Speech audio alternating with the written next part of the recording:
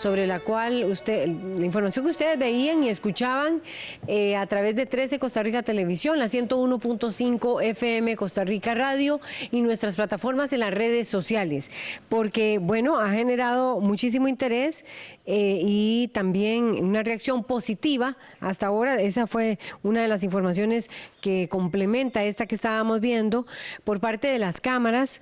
Voy a leerlo de inmediato. Está relacionado con la reacción de ellas. Las cámaras y varios economistas han aplaudido la iniciativa de empleabilidad del gobierno, pero estiman que para que se den resultados debería de implementarse otro tipo de medidas económicas. Eso están diciendo las cámaras. Ayer estábamos analizando aquí precisamente lo del encaje mínimo legal, que es esa reserva que hacen los bancos, bueno, que se liberaron más recursos para crédito, y una de las observaciones que hacían los economistas aquí estaba relacionada con el tema de que no había para qué liberar, bueno, algunos de ellos se cuestionaban para qué liberar tanto crédito si no había suficiente demanda, que se sobredimensionaba también, decían otros, la entrada en vigencia del IVA.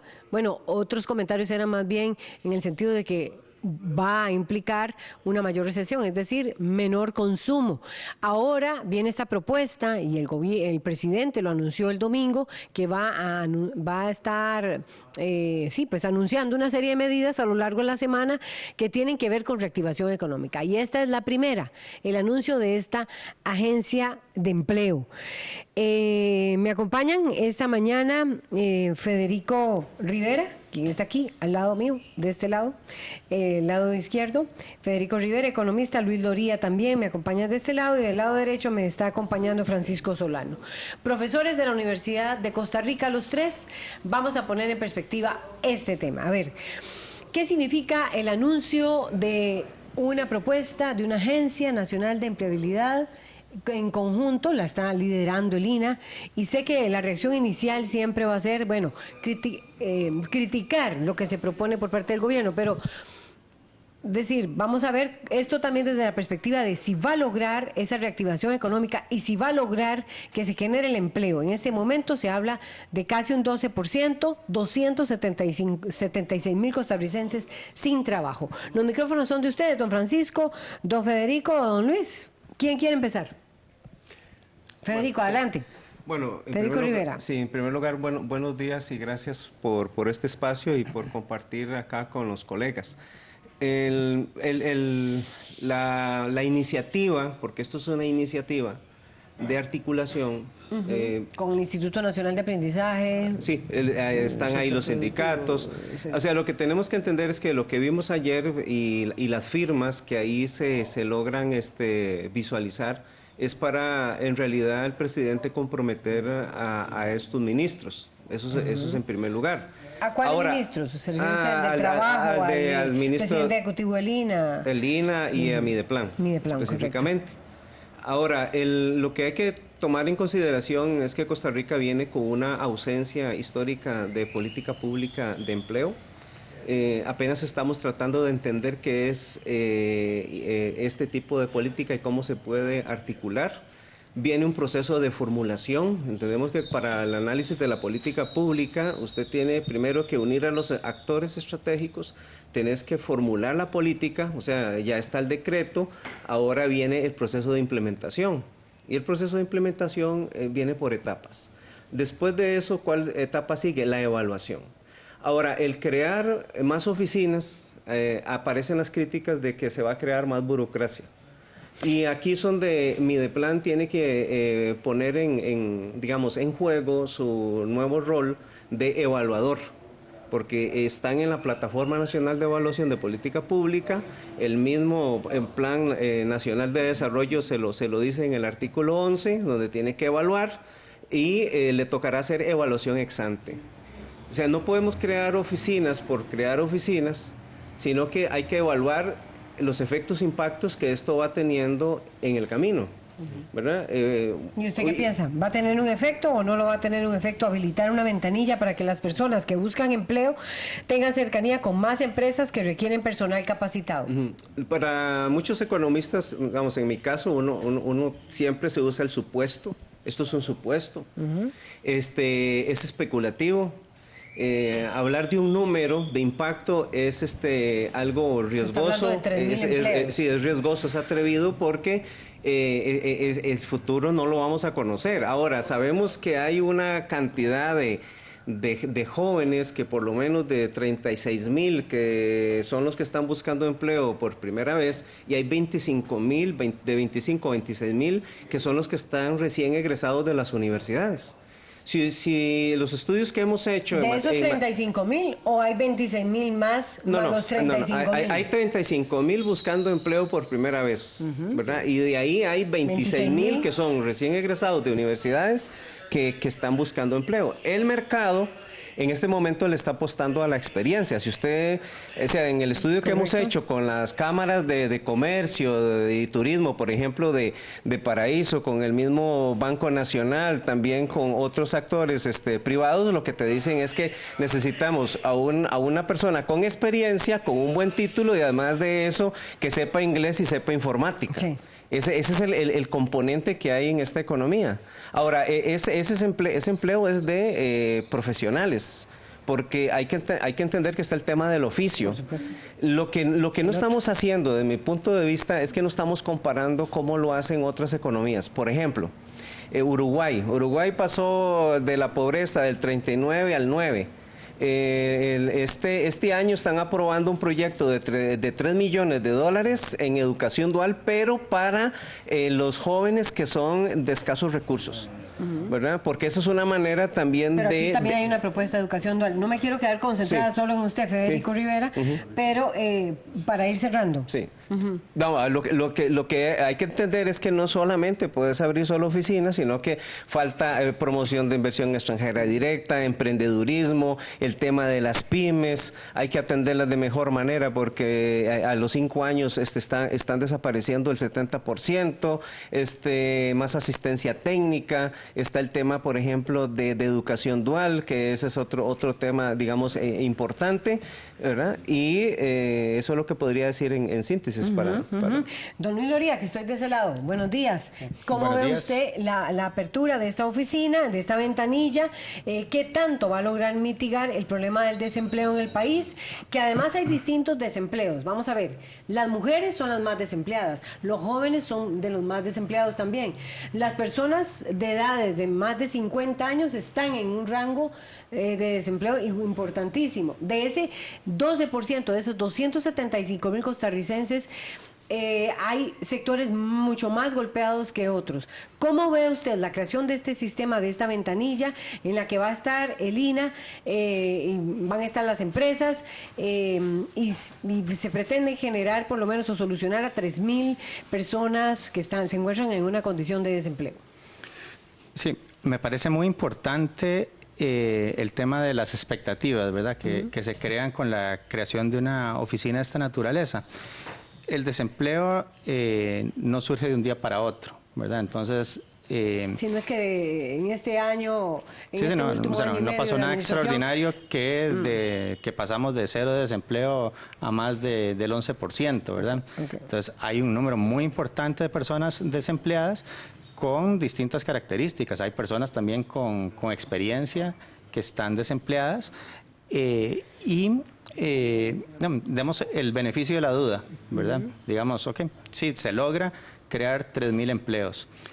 Estamos hablando de más o menos el 1% de las personas desempleadas. De las 276,000. De las 276,000. Y si eso lo vemos en relación con la población económicamente activa, eso no baja el desempleo del 11%, ¿verdad? Entonces, estamos hablando de una solución al problema de desempleo, pues más o menos, ¿verdad? O sería una con un impacto muy pequeño en el corto plazo. ¿Puede el gobierno o quienes están liderando la iniciativa desde el INA, pues prometer algo más? Me parece difícil, ¿verdad? Entonces, yo creo que lo que falta quizás es pues hablarle más claro a la gente, decirle, estamos poniendo un granito de arena para contribuir a la solución del problema, pues tal vez mejorar la coordinación entre distintos actores, entre empresas que puedan llegar a zona franca, con cámaras, con el sector privado, con sindicatos, y decirles, bueno, a los esfuerzos que ya estamos haciendo, porque tampoco he visto un anuncio de que se va a hacer algo extraordinario, más allá de lo que ya se está haciendo, ¿verdad? Permítame decirles, porque hay que hacer en honor a la justicia, vamos a ver, hoy el presidente Carlos Alvarado y el ministro de Enlace con el sector privado, André Garnier, a las 10 de la mañana anuncian, el anuncio se llama Costa Rica es capaz de generar empleo. Bueno, se espera anuncios también. Hoy a las 10 de la mañana, eso va a ser en la zona libre de Coyol. Vamos a ver qué también anuncia ahí el mandatario, qué nuevas propuestas va a establecer, aparte de este sistema de nacional de empleo que se dio, cuya propuesta se dio a conocer ayer. Sí, entonces, pero eso más bien refuerza el punto, o sea, si... Ayer dicen, o el domingo empiezan a hacer anuncios de que vamos a decir qué vamos a hacer para crear empleo. Ayer hablan de la Agencia Nacional de Empleo. Hoy van a Zona Franca Coyol y dicen, bueno, vamos a crear tantos empleos. Pues no es resultado de una política de que se viene cocinando desde hace mucho tiempo para crear empleo. Es simplemente pues, la inercia de lo que ya estaban decididos a hacer distintos grupos, ¿verdad? Entonces, ¿por qué se necesita que el gobierno se meta a crear una agencia de empleo?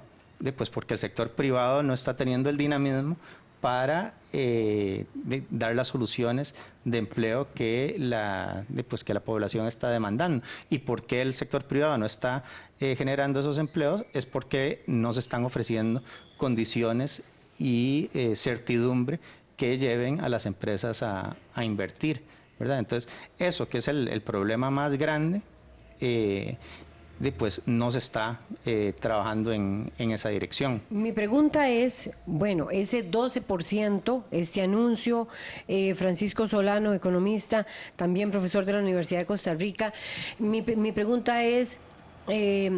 bueno, porque otro de los datos interesantes sobre empleo es que la mayoría, una buena parte de la gente, de la población está en el sector informal. La mayoría de ellas, por cierto, mujeres. ¿Verdad? Sí, por las condiciones particulares de crianza de los hijos, ellas se insertan en el sector informal, es decir, no están contribuyendo a la caja, no están contribuyendo con cualquier otro tipo de, no están contribuyendo para su pensión. Entonces, con este anuncio, ¿cómo ve usted, Francisco Solano, la posibilidad de que se logren unir esos esfuerzos con empresa privada, sector estatal o sector público o gobierno y las posibilidades de que se genere empleo realmente para los diversos sectores de la población? Bueno, primero, muy buenos días y muchas gracias por la oportunidad. Quiero corregir, no soy profesor de la Universidad de Costa Rica, pero sería un honor en esta institución. Vea, lo que sí quiero señalar es que el país no tiene esa estrategia. Y está como... Pero esta podría ser, es decir, quiero que ustedes más bien intervengan, interrumpan. No, porque... siento que vea, usted acaba de mencionar el problema de la informalidad. Estamos hablando de casi un 45% de la población económicamente activa de este país fuera de posibilidades reales de empleo. O sea, este país no está entendiendo la dinámica. Recordemos cuánto es la población económicamente activa de Estamos Costa Rica. hablando de 1.500.000, anda como... Más. Sí, como 1.300.000 personas, ¿verdad? Entonces, estamos hablando de una población que está completamente marginada, inexistente para la economía nacional. Y esto tiene un impacto. Pero, como decía el economista Loría, creo que hay que señalar que hay que entender cuáles son las causas que están detrás. Y eso es lo que no está entendiendo el gobierno. No estamos entendiendo ni las dinámicas nacionales y menos las internacionales que nos están golpeando y no estamos produciendo las políticas públicas que vengan a resolver las causas de fondo que está generando el desempleo. Por ejemplo, tampoco se está entendiendo... ¿Y cuáles son esas causas de fondo? Por ejemplo, una disminución impresionante de la demanda interna. Lo cual no hace que las empresas tengan... No sé, que la gente no está comprando. No está consumiendo. ¿Y por qué? Y la pregunta es, ¿por qué eso? Bueno, porque ha venido un proceso de endeudamiento privado en este país que ha hecho que el ingreso efectivo de las familias disminuya dramáticamente. Entonces, tenemos que abordar este otro tipo de problemas para que la política de empleo y la política de producción, de reactivación tenemos económica... que generar que la gente empiece a consumir nuevamente. Sí, y la pregunta es cómo yo limpio las carteras. Es que hablamos de limpiar la cartera del gobierno, ¿no? y la deuda pública, pero nadie está hablando de esta deuda privada. ¿Qué vamos a hacer? ¿Deuda privada se refiere usted a las tarjetas? A las tarjetas de crédito, a la cantidad de préstamos que la gente tiene. Y también de los informales, porque la gente piensa que los informales no se endeudan, y es peor todavía, porque lo que tienen estas personas son garroteras completas, mafia a veces, muchos detrás de esto, que ha impactado la economía y sigue impactando. Y sumemos esto, toda la dinámica internacional. Vemos países como los Estados Unidos que está cambiando totalmente el libreto de todas las políticas que nosotros venimos defendiendo a ultranza. Entonces, no estamos, como digo, ¿El entendiendo. libreto quiere decir usted que Estados Unidos está protegiendo Son los productos? todas las políticas que... Sí, nosotros, por ejemplo, venimos abriendo la economía. Para que no vayan a otros países. Claro, ¿qué es lo que está haciendo? Es una política de defensa del empleo interno. A lo interno. Y nosotros no estamos haciendo eso. No estamos entendiendo de que están defendiendo sus mercados laborales. Ya no están exportando, nos estaban exportando su trabajo. Ya Donald Trump entendió que todos estos acuerdos internacionales eran en beneficio de los grandes capitales de las corporaciones y que se convirtió en un juego financiero para ellos de a quién voy, al mejor postor que me da la mayor ganancia. Yo me imagino que muchas personas que están desempleadas, que nos están viendo, 276,000 costarricenses, vamos a ver, don Luis Loría, don Francisco Solano y don Federico Rivera, dirán, bueno, pero esas personas que están en el sector informal hoy podrían ir y tocar esa ventanilla, ¿verdad? Ir a la ventanilla y dicen, bueno, ya yo no quiero ser parte del sector informal, voy a ir a ofertar, a presentar mi currículo para ver si logro tener esa cercanía con las empresas y que me capaciten y poder estar empleado. ¿Va a funcionar así de mágico esa realidad o cuáles son esos elementos de manera muy sencilla que creen ustedes tienen que hacerse para poder generar ese empleo? Me gustaría escucharlos. Bueno, voy a hablar de... Muy puntual para toda esa gente que en ese momento dice, bueno, pero esto es una salida y hoy el presidente va a anunciar otra disposición. Así lo están viendo y probablemente están deseando obtener algo más en concreto para poder salir de la situación de desempleo. Sí, usted hace un rato mencionó, Laura, el tema del mercado laboral de las mujeres. Sí. Le puedo decir que nosotros trabajamos en la Universidad de Costa Rica, específicamente en el cantón de Turrialba, durante 4 años el tema de mujer empresaria. Incluso el INAMO nos suministró material para trabajar con ellas específicamente. Estamos hablando que en cada uno de los cantones había, por ejemplo, líderes donde se les capacitaba por medio de los trabajos comunales de la universidad, donde involucramos estudiantes. Lo interesante es que usted encuentra que hay mucha gente emprendedora, tiene ideas digamos, de impacto, quieren producir, además están buscando un ingreso para salir de su situación. Estamos hablando mujeres que van desde los 18 años hasta los 60 años y al final lo que hicimos fue, bueno, ellos necesitan un crédito. Llamamos al Banco Nacional porque el Banco Nacional tiene su programa de mujer, ¿verdad?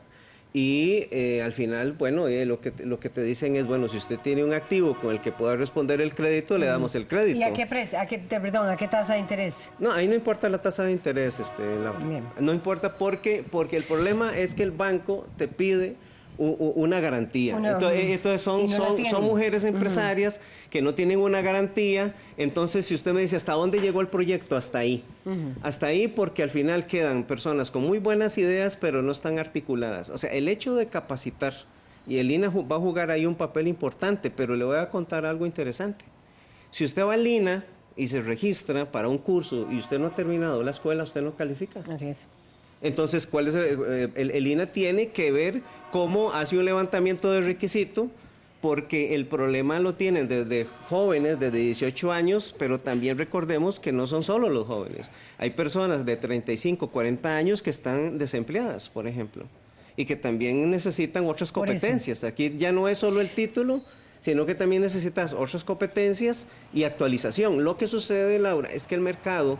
El gobierno está haciendo estas oficinas, o sea, la propuesta de crear estas oficinas es para responder una oferta y demanda, pero si usted va a donde el empresario, que es el que contrata, lo que te dice es que no tiene experiencia los jóvenes. El problema está en la experiencia, porque eso dicen los empresarios. Y los empresarios adentro tienen 3 problemas básicos: en mercadeo, en contabilidad y control interno. Y ellos tienen, digamos, sus dificultades en ese sentido porque están focalizados solo en el negocio, ¿verdad? Aquí van a jugar un papel importante las cámaras, como CAEP, la Cámara de Industria, todas las cámaras tienen que estar articuladas, digamos, a esta nueva iniciativa de una política pública de empleo. ¿Y qué piensa Luis Loría? Sí, me parece que... ¿Cuáles serían esas acciones que hay que unir, concatenar y que ustedes sienten que están faltando en esta propuesta? Sí, me parece que la hoja de ruta en general es bastante clara, ¿verdad? Hay que desarrollar capacidades en gente que no las tiene, hay que facilitar de manera real el acceso al crédito, hay que eliminar regulaciones y distorsiones que dificultan, encarecen o imposibilitan emprender en el país, pero ahí vuelvo al punto que hacía antes, o sea, nada de esto pasa de un día para otro y no es una varita mágica que uno dice eliminemos hoy las trabas y las brechas que existen entre las capacidades de personas que hoy no consiguen un empleo y que mañana sí. Entonces, no quiero sonar pesimista, pero sí realista, ¿verdad? O sea, yo sí quiero que, pues que la gente que está desempleada entienda, ¿verdad? Que tiene que seguir un proceso, que no es que el gobierno sale y anuncia se van a crear 3.000 empleos y se crean 3.000 empleos, eso no pasa, ¿verdad? Entonces, hay un proceso que tienen que seguir. Hay demandas de empresas por trabajadores con ciertas calificaciones y hay que ver que la gente cumpla con esos requerimientos, si no, no van a conseguir un empleo. Hay capacidades que tienen que desarrollar las personas que van a emprender, si no van a fracasar en su emprendimiento y en el corto plazo van a estar otra vez en sus casas desempleadas, ¿verdad? Entonces, sí, por supuesto, hay que aplaudir todas las iniciativas públicas, privadas, conjuntas que se puedan emprender, y hay que apoyarlas, pero yo sí le agregaría ese detalle, ¿verdad? Un realismo, porque más bien si se anuncia como una gran cosa que va a resolver el problema del desempleo y sobre todo si se dice que va a lograrlo en el corto plazo, pues realmente no se le estaría diciendo la verdad a la gente y se le puede volver en contra, ¿verdad? Si no se cumplen esas expectativas. Pero don Luis Loría, igual Francisco Solano, vamos a ver, economistas, bueno, y usted fue profesor de la Universidad Nacional, es decir, lo que sí quisiera es como que ustedes me dijeran, bueno, se está proponiendo lo que se requiere, es decir, porque alguien podría decir, ya con la creación de esa oficina, usted está diciendo, don Luis, bueno, se pueden estar generando grandes expectativas, pero ahí está el INA para preparar a esas personas. ¿Será suficiente o se requieren esos otros elementos que decía Federico Rivera, levantar ese montón de requisitos? Es decir, lo que ustedes ven es que son, ¿qué? ¿Propuestas aisladas o propuestas tímidas o propuestas qué? ¿Qué es lo que ustedes llaman ese elemento articulador para arrancar y levantar el empleo en el país? Sí, hay mucho que ya se estaban haciendo, ¿verdad? En iniciativas individuales. El INA no nació ayer tampoco, ¿verdad? Correcto. Tiene muchísimos años. Está dando pasos hacia una transformación, acercarse más a las necesidades de los sectores productivos, a incorporar nuevas tecnologías. Todo eso es muy positivo, el tema del bilingüismo, como lo llaman, ¿verdad? Un segundo idioma, todo eso ayuda. Pero está llegando muy poco a lo que usted dice. No, el tema es, el problema lo tenemos ahí. Hay 276.000 personas sin trabajo. y quisieran trabajo mañana. La respuesta no es el anuncio de una Agencia Nacional de Empleo, ¿verdad? O sea, claro que sí, que puede ayudar a coordinar, pero ya existen espacios de coordinación entre trabajadores, patronos e instituciones desde hace muchísimos años que no han solucionado el problema. Entonces, yo diría, bueno, o sea, démosle el chance, démosle la oportunidad de trabajar, apoyemos, pero bien, yo en lo particular no creo que sea una solución, llamémosla definitiva y que mueva la aguja en el tema de empleo en el corto plazo. Creo que aquí una pieza importante que falta, y lo he dicho en otras ocasiones acá, es que no hay una estrategia de desarrollo y un modelo que vamos a seguir en los próximos 25 y 30 años.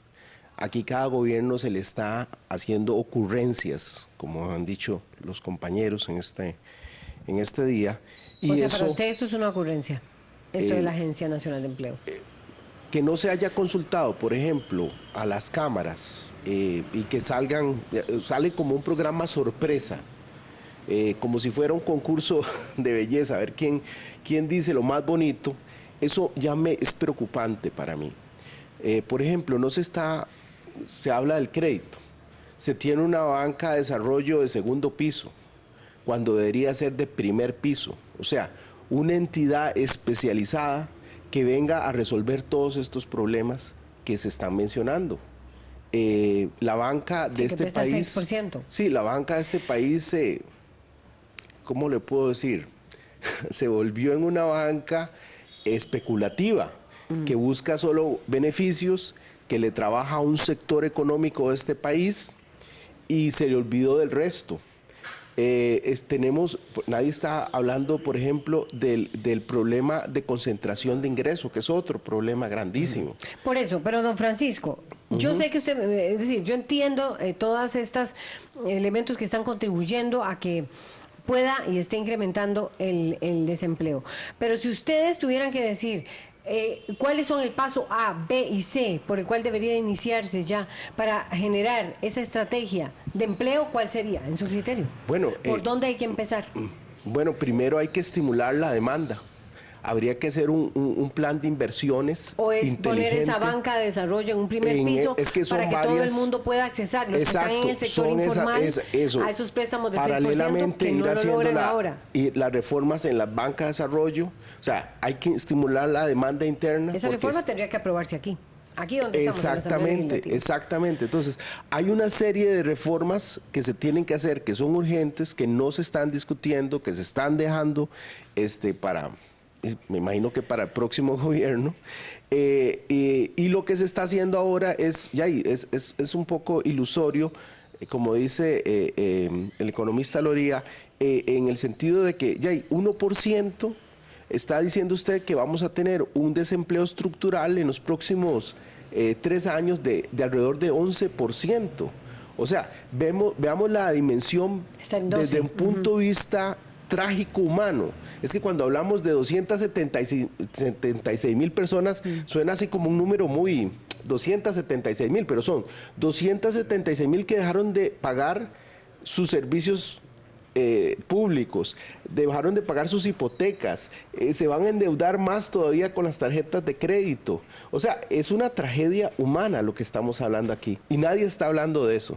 Y eso es un problema muy grande porque habría que implementar también un programa de ayudas que podría, en este momento, me imagino que es el IMAS el que debería ser, dirigiendo a esa población, pero que no crea una dependencia y programas como han hecho otros gobiernos populistas, ¿verdad? Sino que más bien que los vaya sacando y para eso todos los programas sostuviera a esas personas que están desempleadas. Tiene que haber, o sea, cómo se están manteniendo. La pregunta es cómo se están manteniendo estas personas. Claro, muchas están ingresando al sector informal en una forma alarmante. ¿Y cuántas de ellas van a poder regresar al sector formal? Una vez que usted sale del sector formal, es un mundo, porque es lo que acaba de decir el compañero Federico. Es cómo va a ir usted a una institución bancaria, ir a pedir un préstamo cuando ya usted está manchado. Vea, es todo ese proceso. Usted se atrasa, en este país, usted se atrasa 75 días en un préstamo, lo paga y todavía aún lo manchan. Entonces son cosas que la gente no está entendiendo. Eso tiene... Ahí hay que tomar medidas. Claro, y es una tragedia que las personas no entienden hasta que les pasa. Y ya van a una institución financiera y no tienen ningún chance, ninguna oportunidad de realizarlo. O sea, ¿ustedes sienten entonces que estas disposiciones, estas medidas, don Luis Loría, Federico Rivera, Francisco, está considerando, Francisco Solano, está considerando que estas medidas son cosméticas? Bueno, hay algo que es importante mencionar, y es que desde el 2012 hasta hoy, siempre la tendencia ha sido a la alza en el desempleo. O sea, esto se viene monitoreando desde hace tiempo. Me parece que el gobierno anterior no atendió a este tema, bueno, porque me parece que no fue prioridad. O sea, lo que no se atiende es porque no es prioridad. Este gobierno se ha encontrado con dos vacíos. Uno que fue el fiscal, que digamos ese es el que se va a implementar. Y ahora está el tema del desempleo. Recordemos que Costa Rica no tiene subsidio al desempleo. Si usted está en Europa, hay subsidio al desempleo. Y sostienen ese desempleo porque la gente consume algo con un porcentaje que se le entrega. Ahora, en esta economía no. Hay algunos créditos que tienen, por ejemplo, pólizas, pero eso es para salvaguardar, digamos, si usted queda desempleado y para que pague su crédito. Macroeconómicamente siempre se administra entre el 4 y el 6.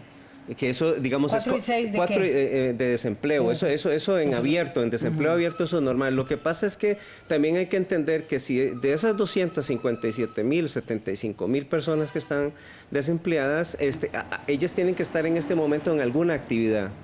Y están sumergidas exactamente en el 20% de la informalidad. O sea, la informalidad en Costa Rica hace 2 años estaba en 900. Están vendiendo cosas desde sus casas. Claro, desde sus casas. Van a las oficinas, ¿sí? Y ofrecen algún usted, tipo de producto. Usted puede ir a cualquier al Ticabús, a cualquiera que vaya para Panamá. La competencia es quien entra primero a Paso Canoas para pasar, porque ese es un comercio totalmente informal que funciona, y tenés que dejarlo que funcione, porque si no, entonces no pueden tener ingresos adicionales. El problema de esa informalidad es que si ya tienen un área de confort, porque también van a evadir impuestos, a la de menos sea más rentable que incluso estar buscando empleo y estar capacitándose, porque para capacitar le va a tocar al gobierno. Las empresas no tienen un presupuesto para educar, tienen un presupuesto para capacitar cuando lo tienen, pero el Estado, en este caso el INA, le va a corresponder, y me parece que a ellos se les está dando toda esta responsabilidad de la capacitación. Pero para capacitar usted tiene que dotarle más al INA de recursos, tienes que contratar más instructores, porque el INA también tiene que cumplir con todas las regionales, con sus cursos que imparte. Donde hay mayor desempleo. Claro, el INA, recuerde que el INA tiene cursos que tiene que cumplir una meta anual para que se les den un presupuesto. Y después de eso, tenés que dotarle de más presupuesto para dar estas capacitaciones. La pregunta es si esto lo van a articular. El problema el vacío que de momento uno siente es que eso es un qué, pero no se responde al cómo.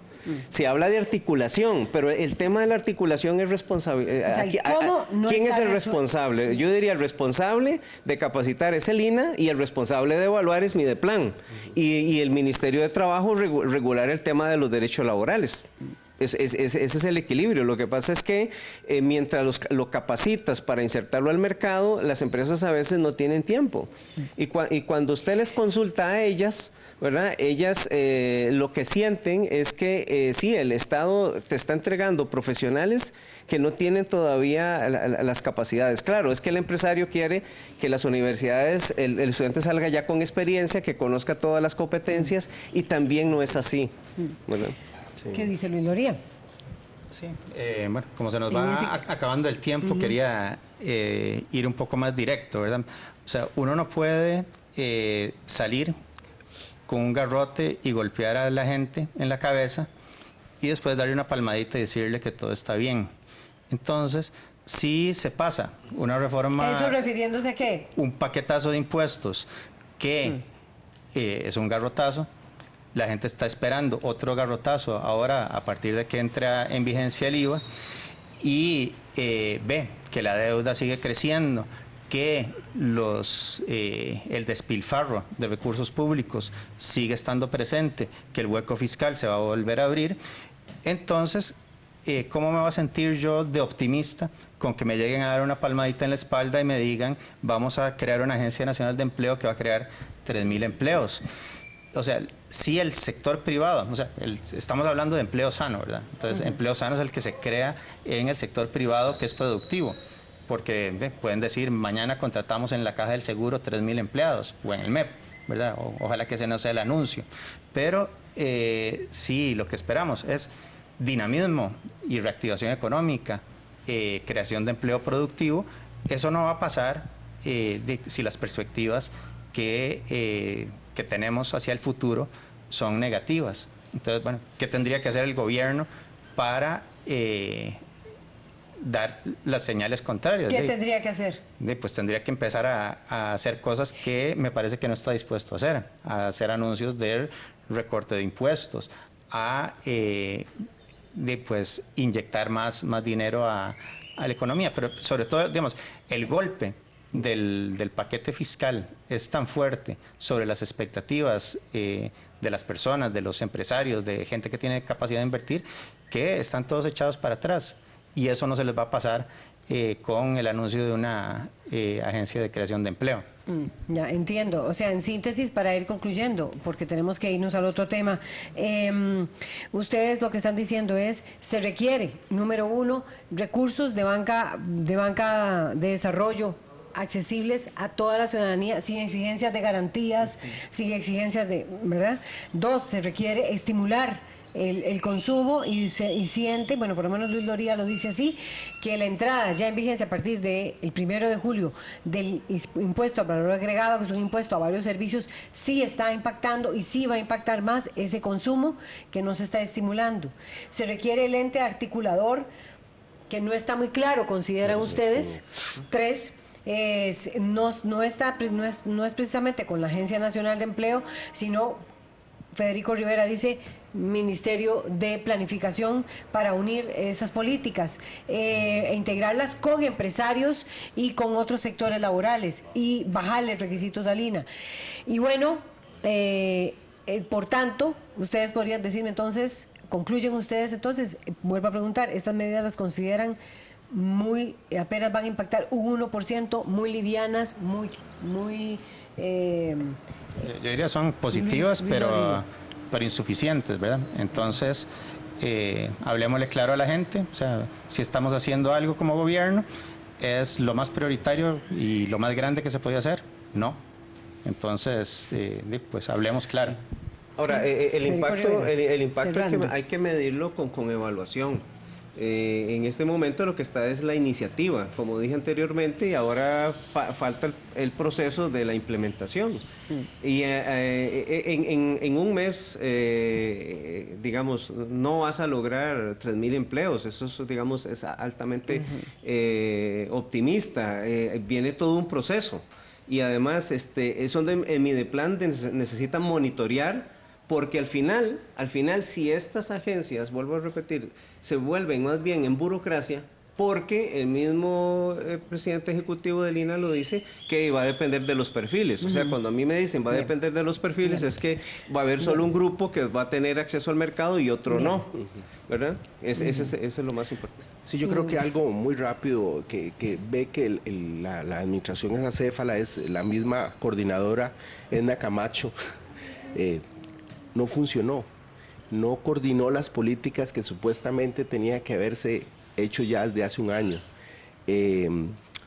Vemos que dramáticamente este país va a empezar un proceso histórico que nos va a reformular y nos va a hacer pensar y que la Costa Rica que conocimos hace 30 años ya está desapareciéndonos poco a poco. Y entonces el país va a tener que sentarse obligadamente todas las partes a ver qué vamos a hacer con este país. Si no lo hacemos seriamente y lo vemos de una forma nacional, no vamos a salir de este problema. Gracias, Francisco Solano, Luis Loría y también Federico Rivera por ponernos en perspectiva este tema. Vamos con los comentarios que se han generado hasta ahora. Jonathan González dice lo siguiente: en el tema de las personas con discapacidad, esperamos que no solamente vayan a crear empleo, deben asegurar el seguimiento para dar los ajustes razonables de la ley 8.661. Esto es una falla constante. Y Mario Piedra Montalbán comenta: promesas sin contenido, propaganda de gobierno. Esos son algunos de los comentarios. Tenemos que irnos ya a hacer una pausa. Me estaban informando recientemente que se habría dado ya la liberación de los periodistas Miguel Mora y Lucía Pineda. Miguel Mora, director del canal de televisión nicaragüense 100% Noticias, y su jefa de información, Lucía Pineda, fueron liberados el martes.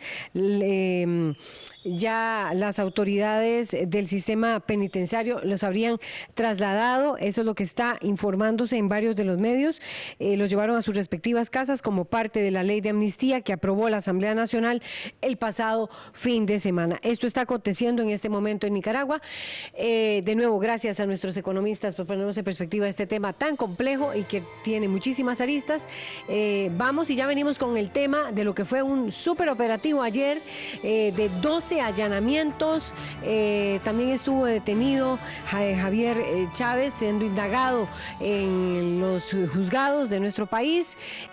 Abogados, defensores y analistas de este tema, de qué es lo que está aconteciendo. Un allanamiento importante hubo ayer en torno al tema de Aldesa, a la que se está acusando de administración fraudulenta, entre otros delitos. Bien, vamos a ir a la pausa y ya venimos con más.